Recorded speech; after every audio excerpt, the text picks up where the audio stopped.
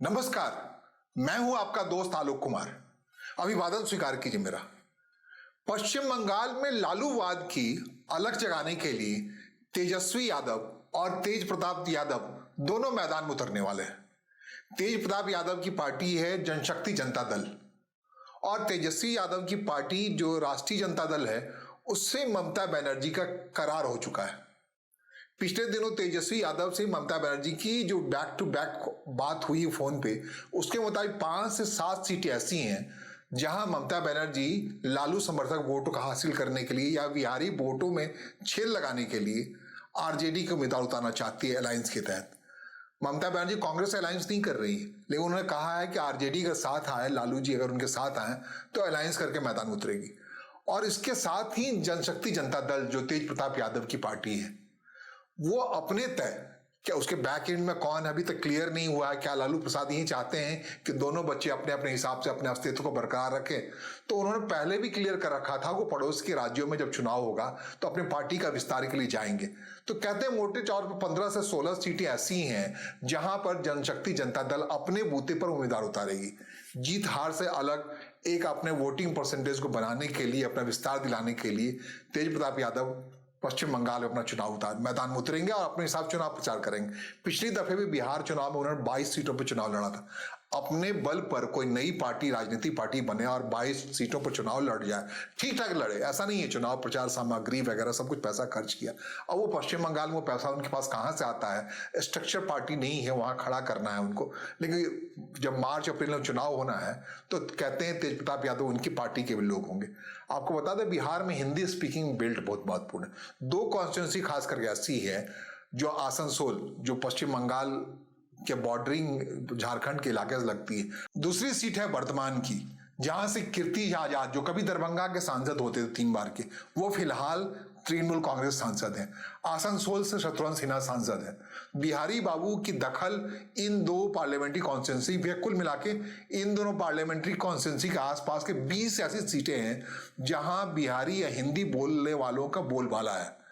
झारखंड से लगने वाले बॉर्डरिंग राज्यों में जो बिहारी वोटर हो सकते हैं, खास करके यादव कम्युनिटी के लोग, जिनको कहते हैं लालूवाद के ध्वजवाहक हैं, ये लालूवाद को लेकर के उनके दोनों संतान तेजस्वी यादव, तेज प्रताप यादव पश्चिम बंगाल के मैदान में उतरने वाले हैं। आपको बता दें पड़ोस के राज्य झारखंड में इनका प्रयोग लालू प्रसाद यादव का बड़ा सफल रहा है। 5, 4, 3, 7 विधायक हमेशा से जीत के आता है आरजेडी का। 25 साल से हो गया झारखंड का बने हुए। और झारखंड बनाते समय लालू प्रसाद यादव ने कहा था कि झारखंड उनके शव पर चल के बन सकता है, उससे बिना नहीं हो सकता। इतने स्ट्रेंज विरोधी थे बिहार विभाजन के। और फिर भी जब बिहार विभाजित होकर झारखंड बना तो वहां मोटे तौर पे एक पार्लियामेंट्री कॉन्स्टिट्यूंसी और 7-8 सीटें ऐसी हैं जहां आरजेडी लड़ा करती हैं। लालूवाद के अलग को वहां जिंदा रखा जाता है। अब इस बार उछल करके इनके दोनों लाल अपने अपने हिसाब से आरजेडी के बैनर तले भी जो लालटेन छाप है वो राष्ट्रीय जनता दल की तरफ से भी और उनके बड़े बेटे हैं जनशक्ति जनता दल की तरफ से भी, वहां पर वो अपने हिसाब से कैंडिडेट उतारेंगे और अपने हिसाब से लालूवाद उसके बैनर पोस्टर पर लगा रहेगा। आरजेडी के पोस्टर से लालू प्रसाद यादव की छवि चली गई है, लेकिन जनशक्ति जनता दल कह रही है कि वो लालू प्रसाद और राबड़ी देवी की तस्वीरों को अपने बैनर पर शामिल रखेंगे। वो कैसे रखते हैं कि आरजेडी के वैसे भी चीफ है लालू प्रसाद यादव, कैसे रख पाते हैं ये देखने वाली बात होगी। लेकिन फिलहाल स्थिति है 294 सदस्यीय विधानसभा है, वहां अपने हिसाब से अपने दम पे दीदी तृणमूल कांग्रेस की नेत्री हैं, मुख्यमंत्री हैं, 153 विधायक को जिता के ला पाई हैं। और इस बार उनको चारों तरफ से भारतीय जनता पार्टी अपने हिसाब से घेर रखी। और भारतीय जनता पार्टी का वोट बैंक जो है मोटे तौर पे हिंदी बहुल लोग ही, हिंदी बोलने वाले लोग ही उसके मजबूत वोटर हैं माने जाते हैं। उन वोटरों में अगर छेद करनी है तो ममता बनर्जी को उसमें अगर डिवीजन लाना है तो वहां काम आ सकते हैं राष्ट्रीय जनता दल के तेजस्वी यादव, या फिर अपने हिसाब से बैटिंग कर रहे हैं जनशक्ति जनता दल के तेज प्रताप यादव। दोनों पार्टी अपने अपने हिसाब से खड़ी होगी, लालूवाद के नाम पे लड़ेगी, तो वहां से कहीं ना कहीं भारतीय जनता पार्टी का वहां नुकसान होगा, ऐसा अनुमान लगाया जा रहा है। हिंदी वोटर अगर आएंगे विभाजित होकर जातिवाद के नाम पर, लालूवाद के नाम पे, तो भारतीय जनता पार्टी को नुकसान होगा। इसके अलावा लालूवाद के नाम पे एक फायदा और हो कि मुस्लिम वोटरों को अपने साथ शामिल कर पाएगी आरजेडी के साथ।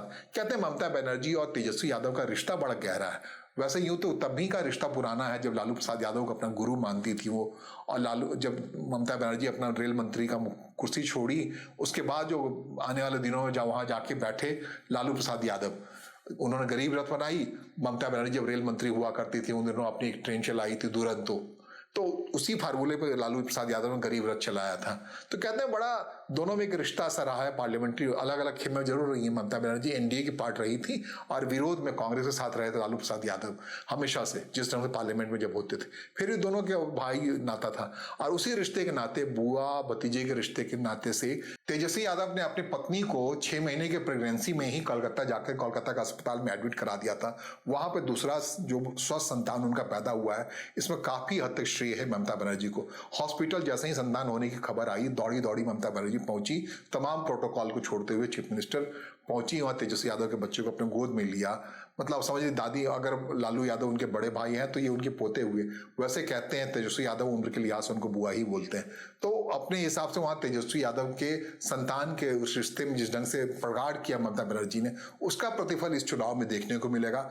आरजेडी के अलायंस के साथ वहां टीएमसी एक चुनाव लड़ेगी और उसमें किस हद तक वो सफल हो पाती है भारतीय जनता पार्टी के वोट को डिवाइड करने में, जो कि एक लालूवाद के नाम पे कह ली, बाकी के नाम पे कह ली, लेकिन बहुत सीरियस अंदाज में तेजस्वी भी जा रहे हैं वहां और तेज प्रताप भी जा रहे हैं। और ये अलग बात है, तेज प्रताप और तेजस्वी अपने अपने उम्मीदवार को एक दूसरे के खिलाफ ही उतार देंगे तब तो नुकसान हो जाएगा, तब कोई किसी का हाथ कुछ नहीं लगेगा। अगर जिस ढंग से झारखंड में आरजेडी के विधायक जीत के आते हैं हर बार, उसी ढंग से इस बार आगामी विधानसभा में अगर आरजेडी या जनशक्ति जनता दल के विधायक विधानसभा के अंदर पहुंच जाते हैं पश्चिम बंगाल में, तो ये बड़ी उपलब्धि होगी और इसमें एक बड़ा श्रेय देने की बात होगी, उसमें ममता बनर्जी को बड़ा श्रेय जाएगा। और कहते हैं मुकम्मल तैयारी से एक सर्वे कर रखा है। तेज प्रताप यादव के बारे में उतनी जानकारी नहीं मिल पाई है, वो अपने दल को कैसे लेने आना चाहते हैं, क्योंकि नया दल है। हो सकता है जब चुनावी माहौल गर्माएगा तो टिकट बांटने के क्रम में वो अपने कैंडिडेट जो भी एक उम्मीदवार होंगे जो चाह रहे होंगे कि ऐसी पार्टी मिले जो लालूवाद के अलग के नाम पे जमीन पर काम करने वाले लोग होंगे, उनको जनशक्ति जनता दल अपने हिसाब से टिकट दे देगी। लेकिन जहां तक इसकी बात है, तेज प्रताप यादव की बात है, आरजेडी की बात है, जिसके वो राष्ट्रीय कार्यकारी अध्यक्ष बने हैं, तो उनका एक बैक एंड एक कम्युनिकेशन चल रहा है ममता बनर्जी के साथ। वो टीएमसी कितनी सीटें छोड़ती हैं आरजेडी के लिए, या जब अलायंस की बात होगी, चुनाव में उतरने की बात होगी, तो अलायंस के तहत जब बात होगी, चुनाव लड़ने की बात होगी, तो उसमें जाहिर तौर पे एज बड़ा होगा आरजेडी का। टीएमसी के वर्कर आरजेडी के लिए, उसके लालटेन के लिए वोट दिलवाते हुए नजर आएंगे। ये अपना बड़ा दिलचस्प होगा। एक बार बिहार के जो मजबूत दखल है, जैसा कि भारतीय जनता पार्टी से नाराज होने के बाद शत्रुघ्न सिन्हा को ममता बनर्जी ने अपनाया, आसनसोल के कॉन्स्टिट्यूंसी चुनाव लड़वाया और दूसरी बार वहां से वो सांसद बने। इसी ढंग से भारतीय जनता पार्टी से रूठे कीर्ति झा यादव को तृणमूल कांग्रेस का सांसद बना गई, भाई बना करके ममता बनर्जी। ये अपने आप में बताता है बिहार का एक मजबूत वोट बैंक है पश्चिम बंगाल में। उस वोट बैंक की लालसा में ही, उसी वोट बैंक के लालच में तेजस्वी यादव, तेज प्रताप यादव पश्चिम बंगाल के रुख पे चल गए हैं और वहां चुनाव लड़ने वाले हैं इस बार। अपने आप में ये बड़ी बात होगी, देखना है जीत या हार क्या होता है। लेकिन इस बार पश्चिम बंगाल के चुनाव में, विधानसभा चुनाव में लालूवाद का परचम लहराता हुआ दिखेगा। ये अभी से ही दिखना शुरू हो गया है। ममता बनर्जी की मदद के लिए आरजेडी का आना मैदान में अपने आप दिलचस्प है, क्योंकि भारतीय जनता पार्टी जिस ढंग से ममता बनर्जी को घेर रखा है, हाल के दिनों में जो ईडी की छापेमारी हुई है प्रतीक जैन के यहाँ, आईपैक के यहाँ, सबने देखा है पूरा मामला गरमाया पड़ा है। भारतीय जनता पार्टी ने जिस ढंग से हिंदू वोटों को एकत्रित करने के लिए ब्रिगेड मैदान में 7 दिसंबर को एक बड़ी सी गीता पर एक सम्मेलन किया था, 5 लाख लोग आए थे, ये भी दिलचस्प है। उसमें अगर टूट फूट करनी है उस एकीकृत वोटरों में और बिहारवाद के नाम पे, बाकी नाम पे, तो इसके लिए आरजेडी एक अस्तूरे का काम कर सकती है, महत्वपूर्ण भूमिका। आरजेडी की भूमिका इसलिए महत्वपूर्ण है अगर असदुद्दीन ओवैसी अपने हिसाब से वहां एक्टिव होते हैं, जैसा कि अभी तक पूरी तैयारी दिख रही है। असदुद्दीन ओवैसी के साथ साथ ममता बनर्जी से अलग हुए हुमायूं कबीर इकट्ठे होने वाले हैं। वो अपने हिसाब से मुस्लिम वोट बैंक के साथ छेड़छाड़ करेंगे, जो अब तक ट्रेडिशनल तब ममता बनर्जी के पास आती रही थी, उसमें भी टूट की एक आशंका है। अगर लालू प्रसाद यादव की पार्टी आरजेडी या तेजस्वी यादव मुस्लिम बहुल इलाके में भी ममता बनर्जी के लिए वोट मांगते नजर आते हैं, तो उसका बड़ा फायदा होगा टीएमसी। ऐसा नहीं है राजनीति में कोई किसी को प्यार देने के लिए, जगह देने के लिए कोई समझौता होता है, बल्कि ममता बनर्जी का जो फायदा है, उस फायदे को अगर आप देखेंगे तो बड़ा दिलचस्प होगा ये आरजेडी के साथ उनका समझौता। क्योंकि मुस्लिम बहुल इलाके में भी ना सिर्फ हिंदी स्पीकिंग इलाके में यादव वोटरों को आकर्षित करने के लिए टीएमसी आरजेडी का इस्तेमाल कर सकती है, बल्कि मुस्लिम वोटर्स जो कि टूटते हुए दिख रहे हैं एक हिसाब से, जो असदुद्दीन ओवैसी उस पर आक्रामक दिख रहे हैं, कोशिश कर रहे हैं, कहते हैं बी टीम है भारतीय जनता पार्टी का असदुद्दीन ओवैसी, और वो उस बी टीम के जरिए हमला करके अगर मुस्लिम वोट को मजबूती के साथ तोड़ लेते हैं, जैसा सीमांचल के इलाके में, बिहार के सीमांचल इलाके में मुस्लिम वोट तोड़ करके उन्होंने आरजेडी को बड़ा नुकसान पहुंचाया है। 5 कैंडिडेट तो सीधे हार गए। 5 सीटों पे असदुद्दीन ओवैसी की पार्टी जो AIMI है वो जीत के वहां बिहार विधानसभा में चली आई है। सीमांचल का इलाका बिल्कुल पश्चिम बंगाल से लगता है और वहां से असदुद्दीन ओवैसी के लिए पश्चिम बंगाल में घुस पाना बड़ा आसान होगा। हालांकि पिछले विधानसभा चुनाव में वो विफल हुए थे। जो बिहार में उनको सफलता मिली थी उसको 2021 के चुनाव वो रेप्लिकेट नहीं कर पाए थे पश्चिम बंगाल में। पश्चिम बंगाल में दिक्कत उन्हें आती रही है। असदुद्दीन ओवैसी को बंगाली नहीं उस ढंग से बोल पाते हैं और बंगाली नहीं बोल पाएंगे पश्चिम बंगाल में मुसलमानों के बीच में तो आपको मुश्किल होगी। उनके इसलिए इस काम के लिए, बंगाली बोलने के काम के लिए इस बार उनके साथ आ रहे हैं जनता उन्नयन पार्टी बना रखा है हुमायूं कबीर ने।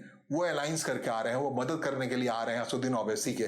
तो असदुद्दीन ओवैसी को एक बंगाली स्पीकिंग जो उनका हुमायूं कबीर की पार्टी उससे अलायंस से एक फायदा होगा। इससे बड़ा नुकसान हो सकता है इससे ममता बनर्जी की पार्टी को, तृणमूल कांग्रेस को बड़ा नुकसान हो सकता है। इस बार ये उम्मीद कर रहे हैं असदुद्दीन ओवैसी की इस बार की चढ़ाई में वो पश्चिम बंगाल अपने कई विधायक जितवा सकते हैं। खासकर हुमायूं कबीर का जो रोल है, जो जिस ढंग से उन्होंने बाबरी मस्जिद का शिलान्यास कराया है, मुर्शिदाबाद इलाके में काफी एक्टिव है। मुर्शिदाबाद इलाके में कह रहे हैं अगले 3 साल में वो खड़ा कर देंगे आम आदमी के चंदा से बाबरी मस्जिद।